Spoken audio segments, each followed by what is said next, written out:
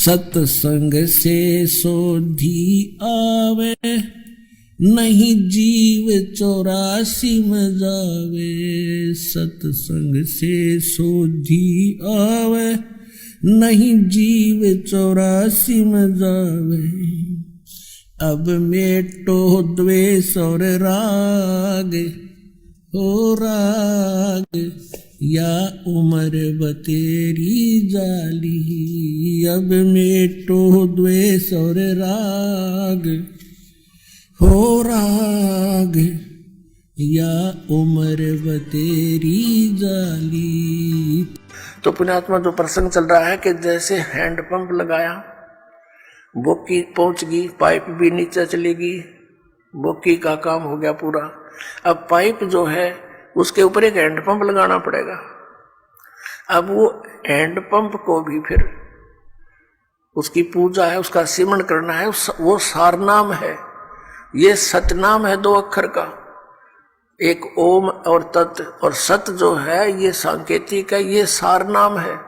तो ये पूरे प्रोसीजर का सिमरण करने से पूरा सिस्टम जब सिमरण लगेगा तो पूरे सिस्टम से पानी बाहर आएगा। तो हम पूजा नहीं करते, ये पूजा तो हम जल की करते हैं, हैंडपंप लगाए हैं, जल की पूजा कर रहे हैं। उस वस्तु को प्राप्ति के लिए जो भी हम साधन अपना रहे हैं वो तो साधन है।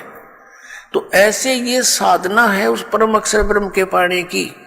ओम तत्सत इति निर्देश ब्रह्मण है तिर्विधय समर्थ है, उस सच्चिदानंद घन ब्रह्म के सिमरण की, उसको प्राप्ति करने की ये 3 मंत्र का निर्देश है।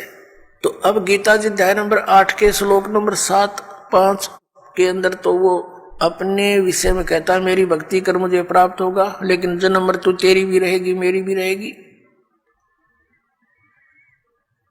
गीता जी अध्याय नंबर 8 के ही श्लोक नंबर 8, 9, 10 में गीता ज्ञानदाता कहता है कि उस परम अक्षर ब्रह्म आदि पुरुष परमेश्वर की भक्ति करने वाला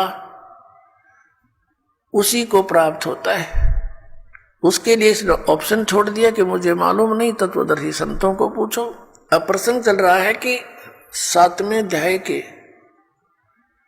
29वें श्लोक में कहा है कि अर्जुन जब तुझे पूरा अध्यात्म ज्ञान हो जाएगा और तत्व ज्ञान से उस तत्वब्रह्म से परिचित हो जाएगा और सभी कर्मों से परिचित हो जाएगा, फिर वो प्राणी यहाँ की किसी वस्तु की डिमांड नहीं करता। तो पुण्यात्माओं ये कर्मों की जानकारी आपको दी जा रही है आज के सत्संग में। अब जैसे शंका आ जाती है कि एक तरफ तो विधान है परमात्मा का कि जैसे भी कर्म प्राणी करेगा उसका फल उसको अवश्य मिलेगा, दूसरी तरफ ये कहा जाता है गुरु बिन माला फेरते, गुरु बिन देते दान, गुरु बिन दोनों निष्फल हैं, चाहे पूछो वेद पुराण। वे गुरु जी के बिना कोई दान पुण्य करते हैं वो व्यर्थ है, भक्ति भी करते हैं वो भी व्यर्थ है। दूसरी तरफ ये भी कहा गया भी जैसा कोई कर्म करेगा चाहे कैसा भी है वो भी उसको फल मिलेगा, बिल्कुल सत्य है। अब जैसे इन संतों ने मनमुखी जाप किए, किसी वेद के एक मंत्र को लेकर उसको सिद्ध करने के लिए सैकड़ों वर्ष बैठे रहे। अब परमात्मा की निमित्त किसी मंत्र को लेकर वेद के मंत्र का जाप रह रहकर करने से उसके अंदर सिद्धियां आ जाती हैं। सिंगल ओम नाम का जाप करने से भी सिद्धियां आ जाती हैं, क्योंकि कोई जड़ी है उसको एक अकेली जड़ी के खाने से कुछ अन्य लाभ है और उस जड़ी को अन्य जड़ियों के साथ मिलाकर प्रयोग करने से वो कुछ और ही एक्स्ट्रा लाभ देता है। तो ऐसे इन मंत्रों को जानना आप, और फिर इनकी विधि के अंतर होता है। जैसे एक भक्त इसी बात से चला गया यहाँ से छोड़ करके, पहले तो आपने 7 मंत्रों के प्रथम मंत्र में भी वही मंत्र दे रखे हैं, सतनाम दिया, उसी को उल्ट सुलट करके ये दे दिया, ये क्या मंत्र हुए। तो ये अज्ञानी व्यक्ति जब तक ज्ञान समझ में नहीं आता वो नाम भी लेकर भी अपना जीवन व्यर्थ कर जाते हैं। तो पहले तो ये सोचना चाहिए कि जो ज्ञान दास दे रहा है वे वेदों में प्रमाणित है। फिर दूसरा, इस दास को पता है कि अकेला कौन से मंत्र से क्या लाभ होगा, उसको जोड़ देने से उसका क्या बेनिफिट होगा। तो इस प्रकार उसको अन्य तरीके से जाप करने से उसका क्या लाभ होगा, इस मंत्र से इसकी तरह जाप करने से उसका क्या लाभ होगा। तो ये डॉक्टर ही बता सकता है उस यूज ऑफ द मेडिसिन और उसके बेनिफिट। तो आप मरीज होकर के डॉक्टर के उसमें जो ट्रीटमेंट में ऑब्जेक्शन करते हैं तो वो कर्महीन इंसान होते हैं। अपनी आत्मा दूसरी कारण ये बन गया कि ये भोली आत्मा पहले दूध के जले हुए हैं, नकली संतों से नकली नाम जाप कर कर ये थक चुके हैं। अब इनको ये भी हो जाता है कि कहीं यहाँ भी हम ऐसे ही डलेड होते रहे।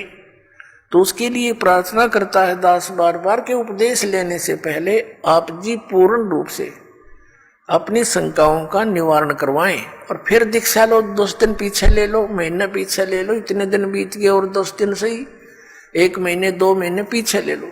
और जब उपदेश लेने के बाद फिर गुरुजी के वचनों में अविश्वास होना, ये आपका दुर्भाग्य होगा। इस दास के एक भी वचन पर आपको किसी भी प्रकार का अविश्वास नहीं होना चाहिए, ये ब्लाइंड फेथ करना पड़ेगा।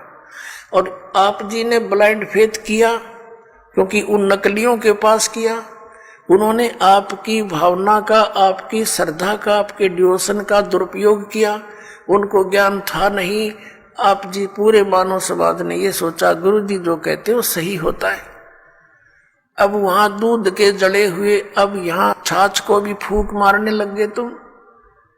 तो पहले उसको टेस्ट कर ले, बाद में ऑब्जेक्शन करें। यानी नाम लेने के बाद फिर मन में दोष आता है तो आप नाम रहित हो जाते हो। ये बहुत भयंकर और नाजुक दौर होता है इस भक्ति का।